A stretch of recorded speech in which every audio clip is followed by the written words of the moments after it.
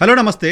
తెలుగు రాష్ట్రాల్లో మళ్ళీ జల వివాదం ఒకటి చూస్తున్నాం. జల వివాదాల పరిష్కారం కోసం రెండు రాష్ట్ర ప్రభుత్వాలు కేంద్ర ప్రభుత్వంతో కలిసి ఒక అధికారుల కమిటీ ఏర్పాటు చేసిన తర్వాత రెండు రాష్ట్రాల మధ్య కొత్త జల జగడానికి తెలంగాణ ముఖ్యమంత్రి రేవంత్ రెడ్డి మాట్లాడిన మాటలు కారణమవుతున్నాయి. తెలంగాణ ముఖ్యమంత్రి తెలంగాణ అసెంబ్లీలో మాట్లాడిన మాట, తాను క్లోజ్ డోర్ మీటింగ్లో చంద్రబాబు నాయుడిని రిక్వెస్ట్ చేయడం కారణంగా రాయలసీమ లిఫ్ట్కు సంబంధించిన పనులు ఆగిపోయాయో లేదో కావాలంటే మీరంతా నిజ నిర్ధారణ కమిటీగా వెళ్ళి చూడొచ్చు అంటూ ఆయన మాట్లాడారు. సో ఆంధ్రప్రదేశ్ ప్రయోజనాల్ని, ప్రధానంగా రాయలసీమ ప్రయోజనాలను తాకట్టు పెట్టి చంద్రబాబు నాయుడు తెలంగాణ ముఖ్యమంత్రి చెప్పిన మాట విని ఈ రకంగా రాయలసీమకు అన్యాయం చేస్తారనే విమర్శ ప్రధానంగా వస్తోంది రాయలసీమ ప్రాంతం నుంచి, ఆంధ్రప్రదేశ్ రాష్ట్రం నుంచి. సో జల కేటాయింపులకు సంబంధించి, వివాదాల పరిష్కారానికి సంబంధించి ప్రయత్నం చేసుకుంటూ ఉండగానే ఈ వివాదం వచ్చిన నేపథ్యంలో పాలమూరు రంగారెడ్డి నీటి కేటాయింపుల అంశం, రాయలసీమ లిఫ్ట్కు సంబంధించి ఇప్పటికే ఎన్జీటీలో కేసు, ఆ తర్వాత కేసు కారణంగా ఆ ప్రాజెక్ట్ ఆగిపోయిన పరిస్థితి ఉంది. ప్రాజెక్ట్ ఆగిపోయింది ఎప్పుడో అని ప్రస్తుతం అధికార పార్టీ కూటమి నిన్న ప్రకటన చేసింది. మొత్తం వ్యవహారాలపైన తప్పెవరిది, పరిష్కారాలు ఏంటి, అసలు ఏం జరుగుతుంది అనేది మాట్లాడడం కోసం సీనియర్ పొలిటీషియన్, కాంగ్రెస్ పార్టీ ముఖ్య నేత తులసిరెడ్డి గారు మనతో పాటు జాయిన్ అవుతున్నారు. సార్ నమస్తే. సార్ ఏంటి మొత్తం వివాదం పైన మీ ఫస్ట్ కమెంట్ ఏంటి? ఇది నేతి బీరకాయలో నెయ్యి ఉండదు, మైసూరు పాకులో మైసూరు ఉండదు. అదేవిధంగా రాయలసీమ ఎత్తిపోతల పథకంలో రాయలసీమ ప్రయోజనాలు ఉండవు. పాలమూరు రంగారెడ్డి ఎత్తిపోతల పథకంలో పాలమూరు రంగారెడ్డి ప్రయోజనాలు లేవు. ఇక్కడ కేవలము రాజకీయ ప్రయోజనాలు. పాలమూరు రంగారెడ్డికి సంబంధించి ఇది కాంట్రాక్టర్లకు, బహుశా మేఘా కృష్ణారెడ్డికి, కేసీఆర్ కు సంబంధించినటువంటి వ్యవహారం, కమిషన్ల వ్యవహారం. రాయలసీమ లిఫ్ట్ ఇరిగేషన్ సంబంధించి మేఘా కృష్ణారెడ్డి, జగన్మోహన్ రెడ్డి ప్రభుత్వానికి సంబంధించినటువంటి వ్యవహారం, కమిషన్ల వ్యవహారం. కానీ పేరు మాత్రము ఇక్కడ రాయలసీమ కోసం అని చెప్పేసి ఈయన, అక్కడ వెనుకబడ్డ ప్రాంతము పాలమూరుకు రంగారెడ్డికి అని చెప్పేసి ఆయన ఓ దిక్కు ప్రజల కోసం అని చెప్పి ఇది కమిషన్లు కొట్టే బిజినెస్. ఇది ఒక అంశం. రెండవది, క్రీస్తు పూర్వము క్రీస్తు శకము అన్నట్లు ఈ యొక్క కృష్ణా గోదావరి నదులకు సంబంధించి విభజన చట్టానికి ముందు, విభజన చట్టం తర్వాత అని తీసుకోవాలి. విభజన చట్టానికి ముందు ఇది రాష్ట్ర ప్రభుత్వం చేతిలో ఉండేది, కృష్ణా గోదావరి. విభజన చట్టం తర్వాత ఇది తెలంగాణ ప్రభుత్వం చేతిలో లేదు. ఆ రెండు నదులు ఆంధ్రప్రదేశ్ ప్రభుత్వం చేతిలో లేవు. అవి కృష్ణానది యాజమాన్య బోర్డు చేతిలోకి పోయింది, గోదావరి నది యాజమాన్య చేతిలోకి పోయింది. కాబట్టి ఫండమెంటల్ గా దాన్ని అర్థం చేసుకోవాలి. ఇప్పుడు మనము విభజన చట్టంలో అనేక అంశాలు ఉండొచ్చు. ఈ నీటి స్వార్థాలకు సంబంధించి ప్రధానమైనది వచ్చేసి విభజన చట్టంలో సెక్షన్ 84 సబ్సెక్షన్ 3, సెక్షన్ 84 సబ్సెక్షన్ 3 లో the functions of the apex council shall include planning and approval of proposals for construction of new projects if any based on Godavari or Krishna river water after getting the proposal appraised and recommended by the river management boards and by the central water commission wherever required. కాబట్టి apex council అనుమతి తీసుకోవాలా section 84 subsection 3 ప్రకారంగా. అది కూడా CWC appraisal recommendation తర్వాత, Krishna river management board appraisal recommendation తర్వాత apex council కి వస్తే వీళ్ళు అప్రూవల్ ఇవ్వాలా. అపెక్స్ కౌన్సిల్ కు కేంద్ర జలశక్తి మంత్రి చైర్మన్ గా ఉంటాడు, Andhra Pradesh CM, Telangana CM members గా ఉంటారు.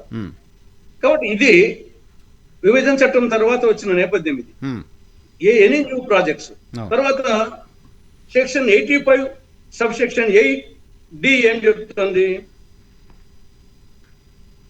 Making an appraisal of any proposal for construction of new projects on Godavari or Krishna rivers and giving technical clearance after satisfying that such projects do not negatively impact the availability of water as per the awards of the tribunals constituted under the Interstate River Water Distribution Act 1956.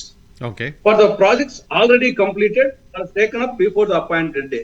కాబట్టి ముందున్నటువంటి even apex council వీళ్ళు కూడా ముందున్నటువంటి ప్రాజెక్టులకు ఇబ్బంది కలగకుండా ఆ awards కు వ్యతిరేకంగా చేయకూడదు వీళ్ళు కూడా. తర్వాత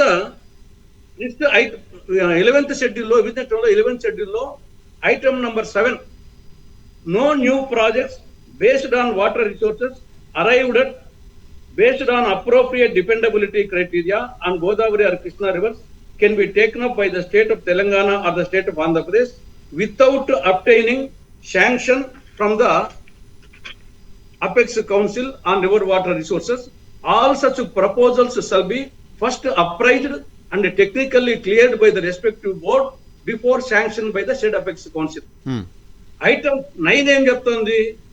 In case of non-implementation of the decision by either of the states, the defaulting state shall bear the responsibility and shall face financial and other penalties imposed by the central government. ఈ స్థాయిలో కూడా mention చేయడం జరిగింది. తర్వాత item 10 లో the following irrigation projects which are under construction shall be completed as per the plan notified by the అని చెప్పేసి అంద్రినీవా, తెలుగంగ, గాలేరు నగిరి, వెలుగొండ, కల్వకుర్తి, నెట్టెంపాడు ఈ 6 ప్రాజెక్టులే పెట్టింది. మిగతా వచ్చేసి ఇప్పుడు పాలమూరు రంగారెడ్డి గాని, డిండి గాని, ఈ యొక్క రాయలసీమ ఎత్తిపోతలు గాని ఇవన్నీ వచ్చేసి లేవు. కాబట్టి ఇప్పుడు ఈ 2 ప్రాజెక్టులు వీటిలో ఏమీ లేవు. Apex council appraise recommendation, CWC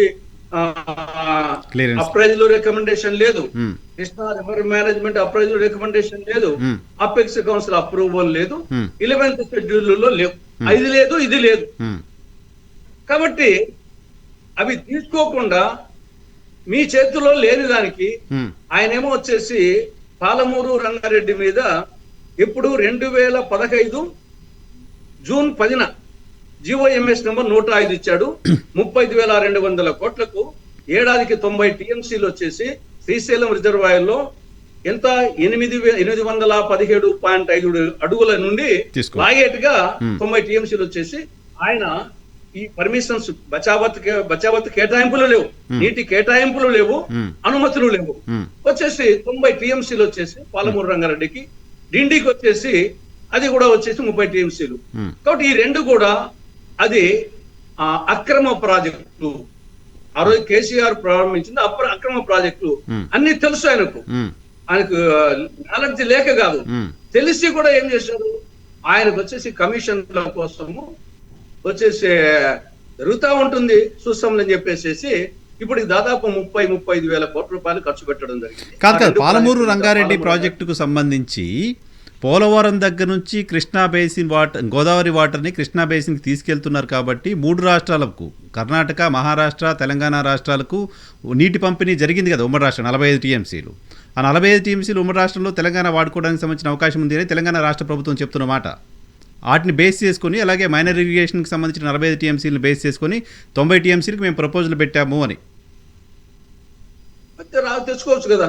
మరి అదే నిజం అయితే మరి వచ్చేసి సిడబ్ల్యూసి అప్రైజ్ లో రికమెండేషన్ తెచ్చుకోవచ్చు, Krishna river management board recommend తెచ్చుకోవచ్చు, తర్వాత అపెక్స్ కౌన్సిల్ ఆమోదం తీసుకోండి. మరి అదే నిజమైతే అపెక్స్ కౌన్సిల్ లోనే పెట్టలేదు అసలు, దాన్ని వచ్చేసి తెచ్చుకోవాలి కదా.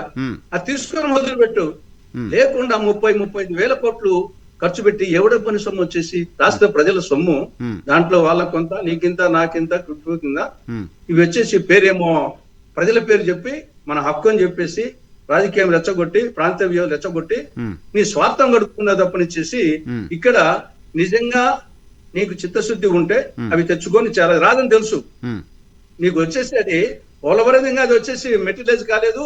అది వచ్చినాక నీకు ఎంత వస్తాయి? మహారాష్ట్ర కొంత పోతాయి, కర్ణాటక కొంత పోతాయి, దిగువ రాష్ట్రమైన ఆంధ్రప్రదేశ్ కొంత, తెలంగాణ కొంత వస్తాయి. ఆ ప్రకారంగా 80 TMCలోనే 80 TMCలు వచ్చేసి కేవలం వచ్చేసి 90 TMCలు, 30 TMCలు డిండి, 120 TMCలు.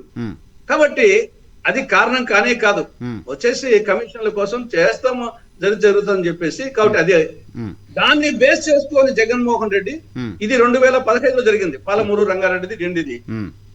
ఇది 2020లో జగన్మోహన్ రెడ్డి 2020 మే 5న ఈయన మీరు శ్రీశైలం రిజర్వాయర్ నుండి 817.5 అడుగుల నుండి మీరు లాక్కుంటున్నారు కదా, మాకు పోతిరెడ్డిపాడు ఉండేది 841 అడుగులు కదా, పైన నీళ్లు వస్తేనే మాకు వస్తాయి, మీరు కింది నుండి లాగితే ఆ లెవెల్కే పోయేది ఏం లేదు, కాబట్టి నీవు నేర్పునే విద్య నేరజాచి అని చెప్పట్టు నీకన్నా ఇంకా తగ్గులుంటే మేము తీసుకుపోతామని చెప్పేసి 790 అడుగుల నుండి తీసుకొస్తామని చెప్పేసి సంగమేశ్వరం నుండి మేము రాయలసీమ లిఫ్ట్ అని చెప్పేసి ఈయన పెట్టాడు.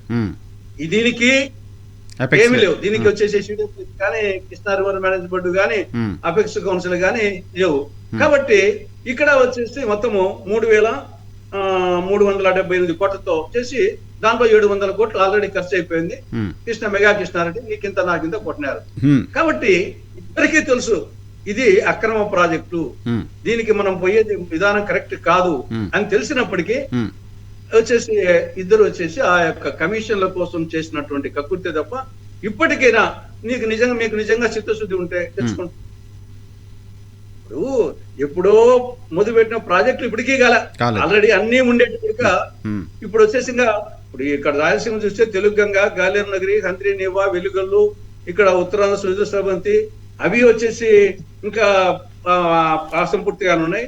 తెలంగాణకు సంబంధించి జోరాల గాని, కోయిల్ సాగర్, ఆర్డిఎస్, భీమా, కల్వకుర్తి, ఎస్ఎల్బిసి, నెట్టెంపాడు ఇవన్నీ తెలంగాణకు సంబంధించిన ప్రాజెక్టులే. కృష్ణా బేస్డ్ ప్రధానంగా మహబూబ్నగర్ జిల్లాకు ఆ ప్రాంతానికి ఇవన్నీ. కాబట్టి మీరు దీంట్లో అసంపూర్తిగా ముందు పూర్తి చేసి నీళ్ళు ఇవ్వండి, ఈ లోపల వచ్చేసి ఇవి తెచ్చుకోండి. దీనికి వచ్చేసి ఏమి ఖర్చు పెట్టలే, ఇక్కడ వచ్చేసి ఏమీ లేని దానికి వచ్చేసి ఖర్చు పెట్టడం అంటే ఇది కేవలం వచ్చేసి కమిషన్ల కక్కుర్తి తప్ప మరేమీ కాదు. సార్, మొత్తం వ్యవహారంలో కేంద్ర ప్రభుత్వాన్ని ప్రేక్షక పాత్రేనా? రెండు రాష్ట్రాలు అపెక్స్ కౌన్సిల్లో కూర్చొని సెంట్రల్ జలవనరుల శాఖ మంత్రి సమక్షంలో మీటింగ్ తర్వాతే కొత్త ప్రాజెక్టులకు వెళ్లాలనే ప్రపోజల్ రాష్ట్ర విభజన సందర్భంగా మనం చట్టం తీసుకుంటే దాన్ని పాటించకుండా రెండు రాష్ట్ర ప్రభుత్వాలు ప్రాజెక్టుల పేరుతో వేల కోట్ల రూపాయలు ఖర్చు పెడుతుంటే కేంద్ర ప్రభుత్వం ఏం చేస్తుంది? ఏజెన్సీస్ ఏం చేస్తున్నాయి? కరెక్టే, వాళ్ళు చాలా ఇప్పుడు యాక్చువల్గా వాళ్ళు ఎంత పవర్స్ చట్ట ప్రకారంగా పవర్స్ అన్ని తీసుకున్నారు, పవర్స్ తీసుకున్నారు ఉపయోగించడం లేదు. తర్వాత నేను అపెక్స్ కౌన్సిల్ అప్రూవల్ కావాలని చెప్పాము. ఈవెన్ బోర్డు యొక్క ఫంక్షన్స్ ఏం చెప్పారంటే the central government shall constitute two separate boards to be called the Godavari River Management Board and the Krishna River Management Board within a period of 60 days from the appointed day. దేనికోసం? for the administration, regulation, maintenance and operation of such project. అంటే approval అయినా దీని ప్రకారంగా కేంద్రమే ఇవ్వాలి apex council, maintenance కూడా బోర్డే. పాత ప్రాజెక్టుల మెయింటెనెన్స్ కూడా బోర్డుకి ఇచ్చేసింది, రాష్ట్ర ప్రభుత్వాలు ఏమీ లేదు. కాబట్టి బోర్డు తన పని చేయడం లేదు, అపెక్స్ కౌన్సిల్ తన పని చేయడం లేదు. అయితే నోటిఫికేషన్ ఇచ్చారు, 2021లో నోటిఫికేషన్ ఇచ్చారు. నోటిఫికేషన్ ఇచ్చి కూడా ఇంప్లిమెంట్ చేయడం లేదు. వాళ్ళు ఏమనుకుంటున్నారు, మీరు తన్నుకొని చావండి, ఫైనల్ గా మా దగ్గర రావాల్సిందే కదా, మేము అప్రూవల్ ఇస్తేనే కదా డిపిఆర్ కదా అని వచ్చేసి వీళ్ళు తమాషా చూస్తున్నారు వాళ్ళు. కానీ ఫైనల్ గా నష్టపోయేది డబ్బు ఖర్చు పెట్టిన తర్వాత అది ప్రజల డబ్బే కదా. అదే ప్రజల డబ్బు ఈ విధంగా ఖర్చు పెడుతున్నారు, కమిషన్లు కొడుతున్నారు, వేస్ట్ చేస్తున్నారు అని బాధ్యతగా కేంద్ర ప్రభుత్వం వచ్చేసి ఎప్పటికప్పుడు వచ్చేసి చేయాలి. ఇప్పటికీ కృష్ణా రివర్ మేనేజ్మెంట్ బోర్డు ఇంకా తెలంగాణ హైదరాబాద్ లో ఉంది. 60 రోజుల లోపల ఆంధ్రప్రదేశ్ కు రావాలా, మార్చలేని దుస్థితిలో ఉంది కేంద్రం. అదే పోలవరం ప్రాజెక్ట్ అథారిటీ, పోలవరం ఏమో ఉండేది రాజమండ్రి దగ్గర, ఇప్పటికే హైదరాబాద్ లో పిపిఏ ఉందన్నమాట. ఆఫీస్ కూడా అక్కడికి మార్చలేదు. అంటే కేంద్ర ప్రభుత్వము ఎంత అధ్వానమైన పరిస్థితిలో, నిస్సహాయ పరిస్థితిలో ప్రేక్షక పాత్ర చూస్తూ మనకంటే కూడా అధ్వానం, మనం ఏం లేని వాళ్ళం బాధపడతాంటే అన్ని ఉండి వచ్చేసి వాళ్ళు ఈ యొక్క తమాషా చూస్తా ఉన్నారు. సో ఈ కేటాయింపుల పైన కూడా వివాదం జరుగుతుంది సార్. అంటే పొలిటికల్ కామెంట్ గా చూస్తే తులసిరెడ్డి గారు తెలంగాణ ముఖ్యమంత్రి అసెంబ్లీలో చేసిన ప్రకటనని, మీ పార్టీకి సంబంధించిన ముఖ్యమంత్రి, మీ ప్రభుత్వం ఇక్కడ ఉంది, సో ఆయన చేసిన ప్రకటనని ఏ రకంగా చూడాలి? అసలు రాయలసీమ లిఫ్ట్ ఇరిగేషన్ పనులు జరుగుతున్నాయా? As for you, Congress party Andhra Pradesh శాఖ పరంగా మీ అబ్జర్వేషన్ ఏంటి? అవి ఆపారని చంద్రబాబు నాయుడు గారు నాకు చెప్పారు అంటూ ఆన్ ఫ్లోర్ అధికారికంగా శాసనసభలో రేవంత్ రెడ్డి గారు చెప్పిన మాటని, నిన్న కూటమి రియాక్షన్ ఎలా చూడాలి? ఇక్కడ ఒకటి కేటాయింపులు, రెండు రాయలసీమ లిఫ్ట్ ఇరిగేషన్ వరకు దాని స్పెసిఫిక్ గా వస్తే రాయలసీమ లిఫ్ట్ ఇరిగేషన్ ప్రాజెక్టు నేను చెప్పినట్టు 2020 మే 5న అడ్మినిస్ట్రేటివ్ శాంక్షన్ ఇచ్చాడు జగన్మోహన్ రెడ్డి 3,378 కోట్లకు. అది ఏమి రోజుకు 3 టీఎంసీల చొప్పున ఈ యొక్క శ్రీశైలం రిజర్వాయర్ బ్యాక్ వాటర్ వచ్చేసి సంగమేశ్వర్ దగ్గర, మల్యాల దగ్గర నుండి లిఫ్ట్ చేసేసి ఇక్కడ పోతిరెడ్డిపాడు బనకచెర్ల మధ్య ఉండే ఎస్ఆర్ఎంసి శ్రీశైలం రైట్ మెయిన్ కెనాల్ కు దాంట్లోకి ఎత్తిపోసేటట్టుగా అవి మళ్ళీ అగైన్ వచ్చేసి ఇంకా బనకచెర్ల నుండి రావాల్సింది. మళ్ళా బనకచెర్ల పోతిరెడ్డిపాడు మధ్యలో ఉండే కాలువలోకి లిఫ్ట్ చేసి పొందుతారు. ఇది దీని మీద నేను ముందు చెప్పినట్టు ఏమీ లేవు కాబట్టి ఇక్కడ గవినోళ్ళ శ్రీనివాస్ అనే మహబూబ్నగర్ జిల్లా చెందిన వ్యక్తి, అతను కేసు వేశాడు. దాని మీద 2020 అక్టోబర్ 29న నేషనల్ గ్రీన్ ట్రిబ్యునల్ వచ్చేసి స్టే విధించింది. కాబట్టి జగన్మోహన్ దీనికి అడ్మినిస్ట్రేటివ్ శాంక్షన్ ఇచ్చింది జగన్ ప్రభుత్వమే, దానికి స్టే ఇచ్చింది కూడా జగన్ ప్రభుత్వ హయాంలోనే, అంటే 2020లోనే. ఒకటేమో మేలో, ఒకటేమో అక్టోబర్లో. దాని మీద అప్పుడు స్టే ఇచ్చినామంటే అది వచ్చేసి స్టాండ్స్టిల్ గా ఉంది. కాబట్టి దాని తర్వాత 2020 తర్వాత జగన్మోహన్ రెడ్డి స్టే వెకేషన్ కు ప్రయత్నం చేసింది లేదు. ఈ గవర్నమెంట్ ఈ గవర్నమెంట్ స్టే వెకేషన్ ప్రయత్నించినట్లేదు. ఎందుకంటే అది తెలుసు, వాళ్ళకు కూడా తెలుసు అది వచ్చేసి అక్రమము. దానికి ట్రిబ్యునల్ లో రాదు, తర్వాత కృష్ణా రివర్ మేనేజ్మెంట్ బోర్డు ఇవ్వదు, సిడబ్ల్యూసి ఇవ్వదు, అపెక్స్ కౌన్సిల్ ఇవ్వదు, తెలుసు వాళ్ళకు. అందుకోసం వచ్చేసి ఏదో జరిగే కాలం జరిగింది, 5 నెలలు కొట్టాల్సింది కొట్టేసినారు. మళ్ళీ వెకేషన్ ఆయన ప్రయత్నం చేయాలా, ఈయన ప్రయత్నం చేయాలా. బహుశా నేనేమనుకుంటున్నా అంటే రేవంత్ రెడ్డి ఉద్దేశము స్టే వెకేషన్ కోసము చంద్రబాబు నాయుడు గవర్నమెంట్ ను మీరేం ప్రయత్నాలు చేయకండి అని ఏమన్నా అడిగాడేమో. స్టేలో ఉంది ఇప్పుడు, అది మీరు స్టే వెకేషన్ కోసం ప్రయత్నం చేయకండి అని చెప్పేసి ఏమన్నా రేవంత్ రెడ్డి అడిగిండొచ్చు. ఆ కోణంలో ఏమన్నా చెప్పాడేమో కానీ కరెక్ట్ గా నాకు కూడా తెలియదు. వచ్చేసి రేవంత్ రెడ్డి ఒకవేళ అన్నాడంటే ఆ విధంగా ఏమన్నా ఉండొచ్చు. ఎందుకంటే ఆల్రెడీ జగన్మోహన్ రెడ్డి పీరియడ్ లోనే అది స్టాప్ అయింది. దానికి చంద్రబాబుతో చెప్పి స్టాప్ ఇచ్చిన అంటే నేను అనుకోవడము స్టే వెకేషన్ కు ఆయన ప్రయత్నం చేయలేదు, మీరు ప్రయత్నం చేయకండి అని ఏమన్నా అడిగాడా, దానికేమన్నా చంద్రబాబు ఒప్పుకున్నాడా అనేది చంద్రబాబు నాయుడు ఆయన చెప్పాల్సింది. చంద్రబాబు నాయుడు చెప్తున్నారు మాకు సంబంధం లేదు చెప్తా అన్నాడు. అది అటు ఇటు కాకుండా చెప్తా అన్నాడు, అది ఏం చెప్తాడో. తర్వాత ఓవరాల్ గా నీటి కేటాయింపులు ఇది ఒక అంశం అయితే, ఇప్పుడు ప్రాజెక్టులది నీటి కేటాయింపుల కన్నా కేసీఆర్ కు స్పష్టంగా తెలుసు ఆయన చేసేది తప్పు అని. కేవలం రెచ్చగొట్టి ప్రాంతీయ విభేదాలు రెచ్చగొట్టి రాజకీయం కోసమే వాడుతున్నాడు. ఎందుకు ఆ మాట అంటున్నా అంటే ఇది బచావత్ ట్రిబ్యునల్. నీటి కేటాయింపులు చేసేది రాష్ట్ర ప్రభుత్వాలు కాదు, కేంద్ర ప్రభుత్వం కాదు, ట్రిబ్యునల్స్. ఇది ట్రిబ్యునల్. ట్రిబ్యునల్ వచ్చేసి జడ్జిమెంట్ అనేది, దాని అవార్డు అనేది సుప్రీంకోర్టు జడ్జిమెంట్ తో సమానం. కాబట్టి ఇక్కడ ట్రిబ్యునల్, బచావత్ ట్రిబ్యునల్ 75% డిపెండబిలిటీ ఆధారంగా కృష్ణా నదిలో 2130 టీఎంసీల నికర జలాలు ఉంటాయని ట్రిబ్యునల్ చెప్పింది. ఇది తెలంగాణ ప్రభుత్వము, మహారాష్ట్ర, కర్ణాటక, కేంద్ర ప్రభుత్వం చెప్పింది కాదు. 2130 టీఎంసీలు 75% డిపెండబిలిటీ. దాని ప్రకారంగా కేటాయించారు. 585 టీఎంసీలు మహారాష్ట్రకు, 734 టీఎంసీలు కర్ణాటకకు, 811 టీఎంసీలు ఉమ్మడి ఆంధ్రప్రదేశ్ కు కేటాయించారు. ఈ కేటాయించేటప్పుడు అప్పటికి ఆల్రెడీ ఎగ్జిస్టింగ్ ప్రాజెక్ట్స్ ను దృష్టిలో పెట్టుకొని వాటికి కేటాయిస్తూ మిగతా వాటిని వచ్చేసి చేశారు. అంతే తప్ప పరివాహిక ప్రాంతాలు పెట్టుకొని చేయలే. పరివాహిక ప్రాంతాల ప్రకారం చేసింటే మహారాష్ట్రకు, కర్ణాటకకు ఎంతో పోయేది, మనకు 811 ఉమ్మడి ఆంధ్రప్రదేశ్ వచ్చేదే కాదు, 300, 400 వచ్చేది. కాబట్టి ఇది కేసీఆర్ కు తెలుసు. కొత్త వీళ్ళు పరివాహక ప్రాంతం అంటున్నారు. పరివాహక ప్రాంతం మనకైతే ఉమ్మడి ఆంధ్రప్రదేశ్ కు 211 టీఎంసీలు రావు, 300, 400 వచ్చేది, మొత్తం మహారాష్ట్ర, కర్ణాటక పోతాయి.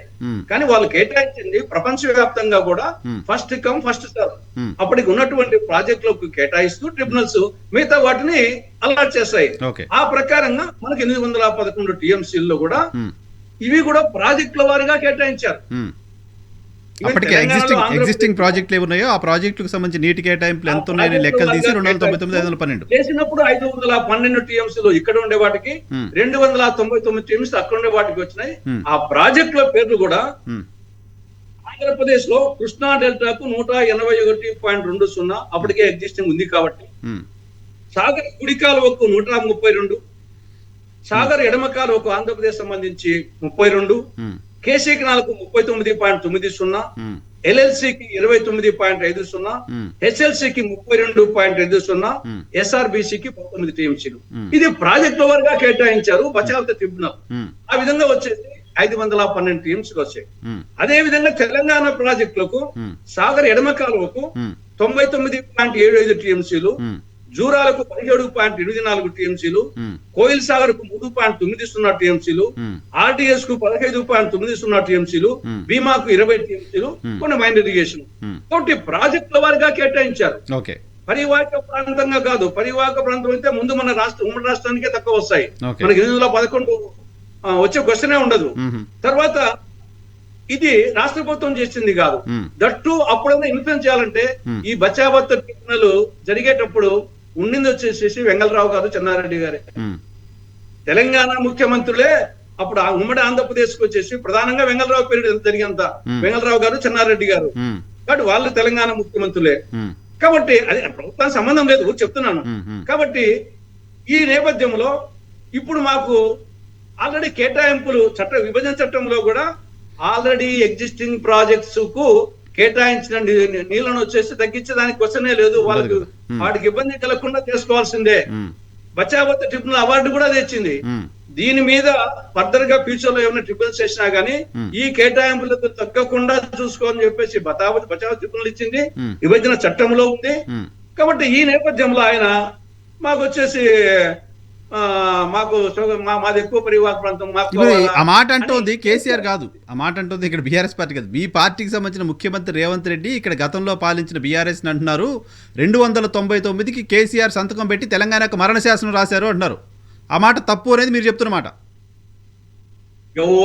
ఎవరైనా తప్పేది, మా పార్టీ వాళ్ళైనా ఇంకోటి పార్టీ అయినా వచ్చేసి రూలే కదా వచ్చేసి ట్రిబ్యునల్ కేటాయించింది. తర్వాత మిగులు జలాల ఆధారంగా ఇప్పుడు చెప్పినట్టన్ని నికర జలాలు, ఇప్పుడు వాళ్ళు పోటీ చేసేది కూడా నికర జలాలే. కాబట్టి రేపు బిజినెస్ టెక్నాలజీ కూడా ఏమీ చేయదు వచ్చేసి, అది చేసేదానికి స్కోపే లేదు వచ్చేసి. దాంట్లో ఏమాత్రం మార్పు ఉండదు. ప్రాజెక్టు వరకు కేటాయించారు కాబట్టి ఏ ప్రాజెక్ట్ తగ్గిస్తారు. బ్రిజేష్ కుమార్ వచ్చిన తర్వాత అప్పుడు ఉమ్మడి రాష్ట్రంగా ఉంది, ఇప్పుడు 4 రాష్ట్రాలని పరిగణలోకి తీసుకొని నీటి పంపకాలు చేయాలని ఒక డిమాండ్ తీసుకొస్తున్నారు కదా. నో ఆయన చేసేది వచ్చేసి వీళ్ళు అడిగినప్పుడే పెట్టారు అంతే. ఇప్పుడు ఏమన్నా మనం వచ్చినప్పుడు పరిశీలించమని అంటాం అంతే తప్పనిచ్చేసి అది మొత్తం ఇప్పుడు మన దగ్గరికి ఉన్న 2 పంచాయతీకి వస్తారు, పంచాయతీకి వస్తే ఒక మధ్యవర్తిని వచ్చేసి పరిశీలించంటాము. పరిశీలించంటానే ఒకరికి అనుకూలంగా వేసినట్టు కాదు. పరిశీలించినా కూడా మళ్ళా వచ్చేసి గత ట్రిబ్యునల్ ఏం చెప్పింది తర్వాత ఎన్ని చూసుకునే చెప్పాలా. కాబట్టి ఏ ప్రాజెక్ట్ తగ్గిస్తారు మీరు వచ్చేసి, ఆల్రెడీ కేటాయించిన ప్రాజెక్టులకు తగ్గిస్తారా? కాబట్టి ఇక్కడ మిగులు జలాల ఆధారంగా కూడా అక్కడ కట్టారు, ఇక్కడ కట్టారు. ఎంతసేపు వచ్చేసి మాకు అన్యాయం జరిగింది అంటారు. అది కూడా కరెక్ట్ కాదు. నికర జలాల ఆధారంగా సాగర్, ఎడమ కాలువ, జోరాల, కోయిల్ సాగర్, ఆర్డిఎస్, భీమా తెలంగాణలో ఉన్నాయి. మిగులు జలాల ఆధారంగా తీసుకుంటే కల్వకుర్తి, ఎస్ఎల్బిసి, నెట్టెంపాడు, కల్వకుర్తి 20 టీఎంసీలు, ఎస్ఎల్బిసి 30 టీఎంసీలు, నెట్టెంపాడు 20 టీఎంసీలు. ఇవి వచ్చేసి మిగులు జలాల ఆధారంగా తెలంగాణకు సంబంధించినవి. అంటే ఆంధ్రాకు సంబంధించి తెలుగు గంగా, కాళేనగరి, వెలుగొండ, హెద్రనీవా. కాబట్టి ఉమ్మడి ఆంధ్రప్రదేశ్ లో అటు నికర జలాలు రెండింటి దృష్టిలో పెట్టుకొని కేటాయించారు బచావత్ ట్రిబ్యునల్. మిగులు జలాల ఆధారంగా ఉమ్మడి ఆంధ్రప్రదేశ్ లో ఆనాటి ప్రభుత్వము తెలంగాణను దృష్టిలో పెట్టుకున్నది, ఆంధ్రను దృష్టిలో పెట్టుకొని, రాయలసీమ దృష్టిలో పెట్టుకొని చేయడం జరిగింది. కాబట్టి ఇప్పుడు దాని మీద అనవసరంగా రాజకీయ రాద్ధాంతం చేసి 2 రాష్ట్రాల మధ్య విభేదాలు సృష్టించి పొలిటికల్ గా చేయాలనే తప్పనిచ్చేసి, ఎందుకంటే సామాన్యులకు తెలియదు కదా, అబ్బా మన కోసం నీళ్ళకు పోరాడుతుంటే అడ్డుపడుతుందని చెప్పేసి అంతే తప్పనిచ్చేసి కేసీఆర్ కు అన్ని తెలిసి ఆయన లిటిగేషన్ పెడుతున్నాడు.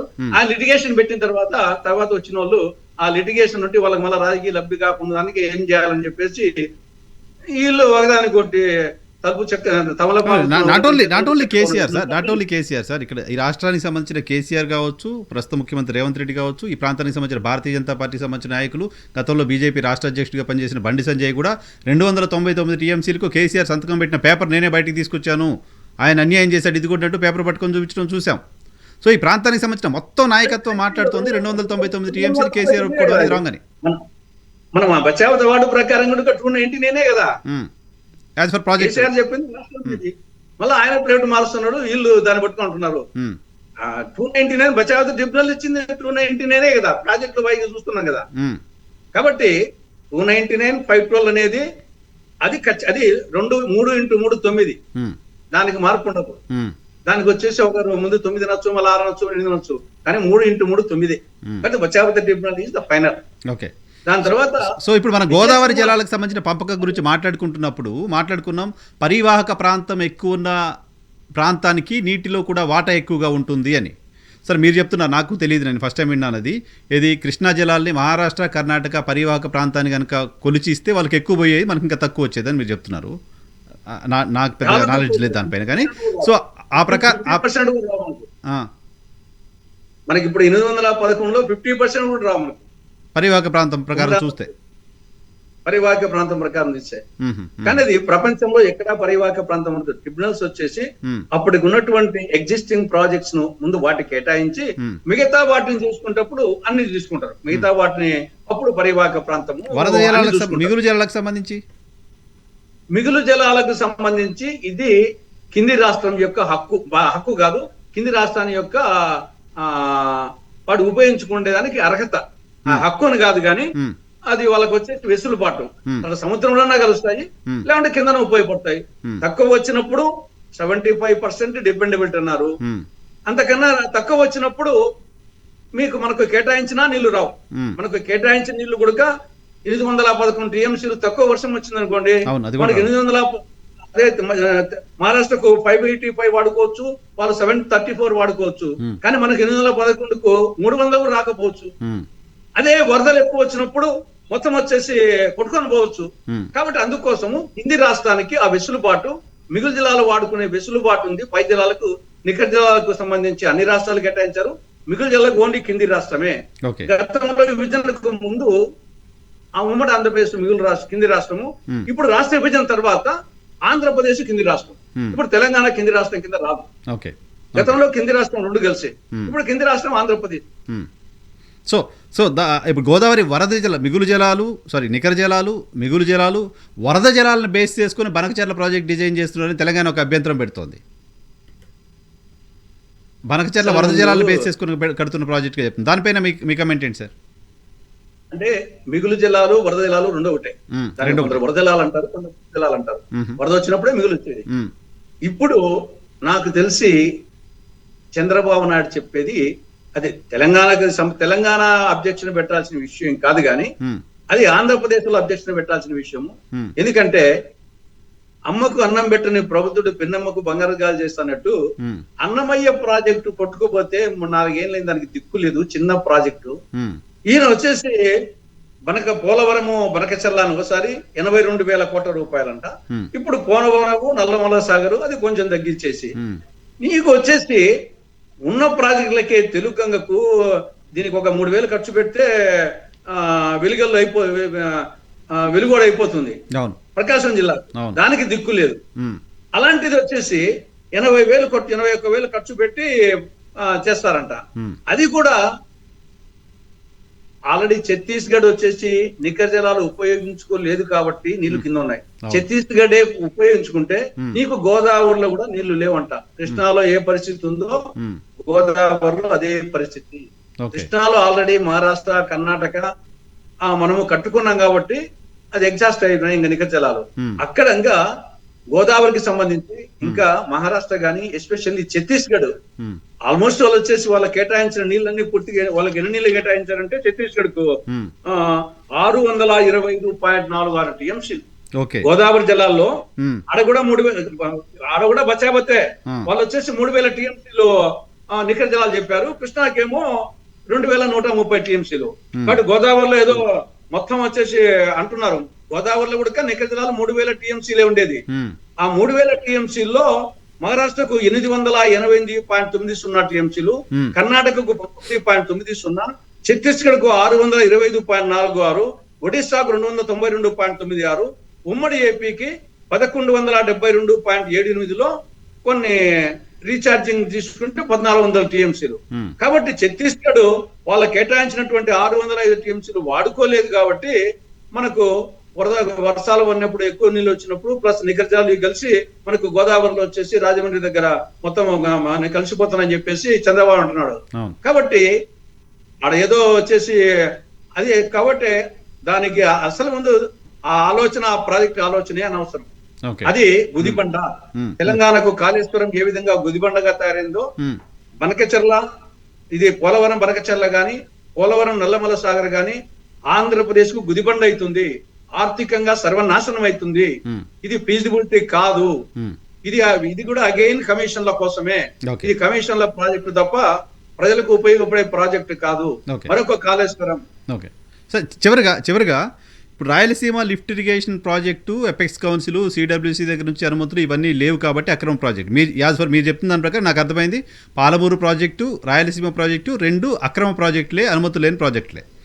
రాయలసీమ ప్రాంతానికి సంబంధించి పోతిరెడ్డిపాడు ద్వారా మాకు హక్కుగా ఉన్న నీటిని తీసుకోవడానికి సంబంధించిన అవైలబిలిటీ 60 days ఏదో నీటిని తీసుకోవడానికి సంబంధించిన అవకాశం ఉంది. ఆ 60 daysలో నీరు అవైలబిలిటీ ఉండట్లేదు, తీసుకోలేకపోతున్నాం. మాకు హక్కుగా ఉన్నవి తీసుకోవడానికి ఇన్ టైంలో తీసుకోవడం కోసం 3 TMCలు రోజు తీసుకొని పోవడానికి సంబంధించిన మేము వెసులుబాటు చేసుకుంటున్నాం అని చెప్తున్నారు. కొత్త ప్రాజెక్ట్గా దాన్ని చూడొద్దు అనే వాదన కూడా వస్తుంది కదా, దాన్ని ఎలా చూస్తారు? పోతిరెడ్డిపాడు ద్వారా రాయలసీమకు ఉన్న హక్కుగా ఉన్న నీటిని తీసుకోవడానికి ఉన్న అవకాశం ఏంటి? యాక్చువల్గా వచ్చేసి దాని కింద కొత్త ప్రాజెక్టులు ఏం లేవు, కానీ కొత్త విధానం. ఈడ ప్రాజెక్టులేమో ఆల్రెడీ పోతిరెడ్డిపాడు నుండి బనకచెర్లకు SRMC ఉంటుంది. బనకచెర్ల నుండి 3, ఒకటి వచ్చేసి తెలుగు గంగ, ఒకటి గాలేరు నగరి, ఒకటి కేశ్ canal escape channel. Telugu Ganga కింద వచ్చేది కర్నూలులో వచ్చేసి వెలుగోడు, కడప జిల్లాలో బ్రహ్మంగారి మఠము, సబ్సిడీ రిజర్వాయర్ 1 and 2, దాని తర్వాత తమిళనాడుకు నీళ్లు. ఇది ఈ ఒక సిస్టమ్. ఈ పక్క గాలేరు నగరికి సంబంధించి గోరకల్లు, అవుకు, గండికోట, దాని కింద ఇవన్నీ వస్తాయి. కాబట్టి వాటికి కేసీ కెనాల్ ఎస్కేప్ ఛానల్ ప్రాజెక్టులేమో అవే, కానీ వాటికి వచ్చేసి ఇప్పుడు నీటి రావాలంటే పోతిరెడ్డిపాడు హెడ్ ఎగ్జిక్యూటివ్ రావాలా. పోతిరెడ్డిపాడు హెడ్ ఎగ్జిక్యూటివ్ కు 841 TMC లెవెల్లో ఆ సొరంగ గండి ఉంది. కానీ అంతకన్నా పైన నీళ్లు ఉంటే గానీ, ఆ ప్రెజర్ ఉంటే గానీ నీళ్లు రావు. ఆ కింద ఉన్నాం అనుకోండి, కింద ఉన్నప్పుడు పోతిరెడ్డి నీళ్లు రావు, కాబట్టి ఈ యొక్క ప్రాజెక్టులు రావు. అందుకోసం ఆ కారణం చేత మేము కింద 797 నుండి లిఫ్ట్ ద్వారా మేము ఈ కాలువలకి తోస్తామని చెప్పేసి, అది కన్విన్సింగ్ పాయింటే. కానీ దానికి వచ్చి ముందు తెచ్చుకోవాలి కదా. అనికైనా కానీ వచ్చేసి ప్రాజెక్టులు కొత్తవి కాకపోవచ్చు, కానీ రోజుకు 3 TMCల చొప్పున ఇంకో చోటు నుండి ఇక్కడికి మొత్తము విభజన చట్టం ప్రకారము ఆపరేషన్, మెయింటెనెన్స్, రెగ్యులేషన్, ఎవ్రీథింగ్ వచ్చేసి బోర్డు పరిధిలోకి పోయినప్పుడు నువ్వు అదే విషయం బోర్డుతో చెప్పి మేము కొత్త ప్రాజెక్టులు కాదు ఉన్న ప్రాజెక్టులకే మేము వచ్చేసి పోతిరెడ్డిపాడు నీళ్లు రానప్పుడు ప్రత్యామ్నాయ విధానంగా అని చెప్పేసి కన్విన్స్ చేసి తీసుకురావాలి. గానీ నీవు వచ్చేసి నీ చేతిలో లేని దానికి వచ్చేసి సెట్ చేస్తాం. కాబట్టి అది ఇక్కడ సంబంధించి. ఇంకా పాలమూరు, రంగారెడ్డి వచ్చేసి ఇంతవరకు వచ్చేసి నీటి కేటాయింపులు లేవు, తర్వాత వచ్చేసి అనుమతులు లేవు. ఇక్కడ నీటి కేటాయింపులు వచ్చేసి దీనికి ఆల్రెడీ 10th 11th షెడ్యూల్ కూడా పెట్టడం జరిగింది. ఈ ప్రాజెక్టు తెలుగు గంగా, గాలేరు నగరి. నా పాయింట్ ఏంటంటే, సరే పాలమూరు రంగారెడ్డి మీరు చెప్తున్నారు అనుమతులు లేకుండా కట్టారు, అసలు నీటి కేటాయింపులు కూడా లేకుండా కట్టారు అని SYU. కానీ రాయలసీమ ప్రాజెక్టుకు సంబంధించి నీటి కేటాయింపులు ఉన్నాయి, ఉన్న నీటిని తీసుకోవడం కోసం కట్టుతుంది కదా అనేది. అదే కేటాయింపులు ఉన్నాయి, కానీ మొత్తం వచ్చేసి విధానం వచ్చేసి వేరు. ఆ విధానానికైనా వచ్చేసి ఖచ్చితంగా CWC పర్మిషన్ ఇవన్నీ తీసుకోవాలా. తీసుకునే హక్కు ఉంది, పోయిన దారి కరెక్ట్ గా లేదు, సిస్టమ్ ఫాలో అవ్వాలా. ప్రాజెక్టులు కొత్తవి కాదు, ప్రాజెక్టులు ఆల్రెడీ ఉండే ప్రాజెక్టులు, పోతిరెడ్డిపాడు కింద ఉండే ప్రాజెక్టులే. ప్రత్యామ్నాయ విధానం, ఆ విధానానికైనా సరే నువ్వు ప్రాపర్ గా పోవాలి కదా. గమ్యం చేరుకుండే గమ్యము గమనము 2 పర్ఫెక్ట్ గా ఉండాలా. గమ్యమే కాదు, గమనం కూడా పర్ఫెక్ట్ గా ఉండాలా. కాబట్టి ఇక్కడ ఆడ గమ్యము గమనము 2 పర్ఫెక్ట్ గా లేవు. ఇక్కడ గమ్యం మంచిదే కానీ గమనం వచ్చేసి వేరే కరెక్ట్ గా లేదు. దానికి ప్రొసీజర్ ప్రకారం పోయిండాలి. అందువల్ల ఇప్పుడు ఈ సమస్య వచ్చింది. ఆంధ్రప్రదేశ్ ప్రభుత్వం ముందున్న ఇప్పుడు ఏం చేయాలి? ఆంధ్రప్రదేశ్ ప్రభుత్వం as of now need of the hour ఏంటి? రాయలసీమ లిఫ్ట్ ఇరిగేషన్ విషయంలో ఏం చేయాల్సిన అవసరం ఉంది? నాకు తెలిసి నేషనల్ గ్రీన్ ట్రిబ్యునల్ లో స్టే ఉంది.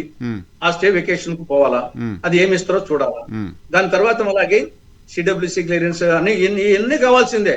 న్యూ ప్రాజెక్ట్స్ కానీ లేకుంటే ఆపరేషన్ కూడా కృష్ణా రివర్ మేనేజ్మెంట్ బోర్డే ఆపరేట్ చేయాలి. ఇవన్నీ రేపు వచ్చేసి ఒకవేళ ఇచ్చినా గానీ ఆపరేట్ చేయాల్సింది వాళ్ళే. Central security, industrial security force పెట్టి ఆపరేట్ చేయాలి వాళ్ళు, అది కూడా చట్టంలో.